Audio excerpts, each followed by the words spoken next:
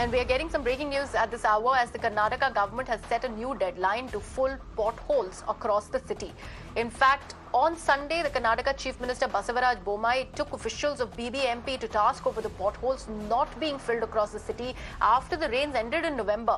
The Chief Minister has now set a deadline of 15 days and warned the Joint Commissioners of strict action if this is not done. My colleague Neha Ebale joins me live on the broadcast. Neha, a 15-day deadline is what we are looking at as far as the BBMP officials are concerned to fill those potholes across Bengaluru.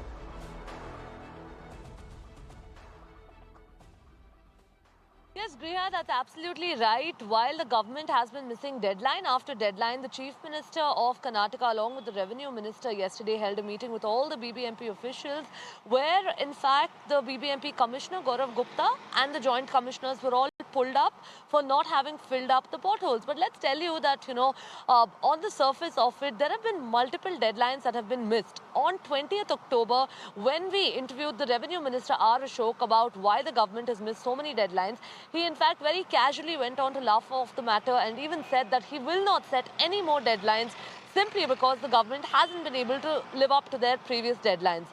Second, when the Chief Minister was in fact interviewed by multiple journalists on 29th October, there was again a promise that all the commissioners of all the joint commissioners of all the zonal divisions have been asked to fill up the potholes in a span of 1 week.